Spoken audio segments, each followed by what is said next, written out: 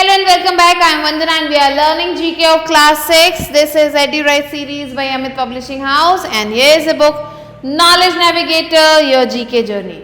Let's start unit 2 which is sports, and in this unit we are going to start with chapter number 12, Rules of the Game. So here you have to read the following statements which talk about the rules of different games. यहाँ पे आपको कुछ statements दिए हैं जिन्हें आपको read करना है और ये जो है रूल्स बता रहे हैं अलग अलग गेम्स के. Write T for true and F for false statements. आपको ट्रू या फिर फॉल्स यहाँ लिखना है इन स्टेटमेंट्स के लिए. So the first one is in boxing a player can not hit with his head, shoulder, four arm और एल्बो. बॉक्सिंग में एक प्लेयर अपने हेड से, शोल्डर से, फोर आर्म से या फिर एल्बो से नहीं हिट कर सकता है. Yes, this is true. Now second, in the game of basketball, players cannot kick the ball or hit it with their fist. Basketball के गेम में प्लेयर जो है बॉल को किक या फिर हिट नहीं कर सकता है अपने फिस्ट से. Yes, this is also true. Third one, in tug of war, the rope must be pulled under arm and nobody's elbow must go below the knee. So tug of war में रोप जो है वो under arm pull किया जाता है और किसी का भी एल्बो जो है नी से नीचे नहीं जाना चाहिए. Yes, this is also true.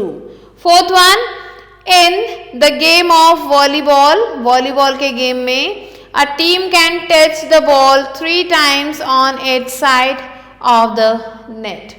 3 time जो है टीम जो है टच कर सकती है बॉल को जब उनके नेट के साइड में हो. So this is also true.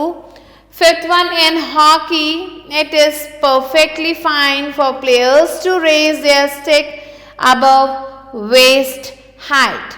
So, hockey में जो players है वो perfectly जो है touch कर सकते हैं, raise कर सकते हैं अपने stick को उनके waist height के ऊपर. This is false.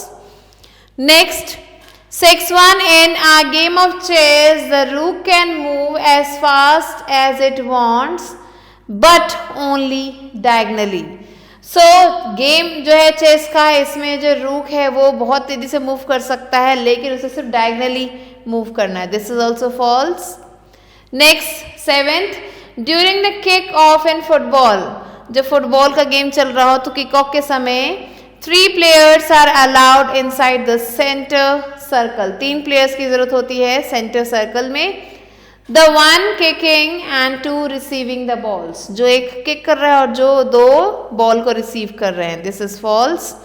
And the 8th one is in cricket when a delivery is bowled over the batsman's head, it is declared a no ball. Cricket में जब एक डिलीवरी जो है बैट्समैन के सिर के ऊपर से जाता है उसे हम नो बॉल कहते हैं. Yes, this is true. So these are the answers. Now let's move on to do you know. In badminton, if a player touches the net with any part of his body or racket, badminton में अगर कोई player net को जो है छू देता है अपने किसी भी बॉडी पार्ट से या फिर रैकेट से, then it is deemed a fault and his opponent receives the point. तो इसे फॉल्ट कहा जाता है और ओपोनेंट को जो है पॉइंट मिल जाता है. So it is an amazing fact, and with this we have completed the chapter. I hope you understood it. And I'll be meeting you soon with a new video and a new chapter. Till then, stay tuned and thanks for watching.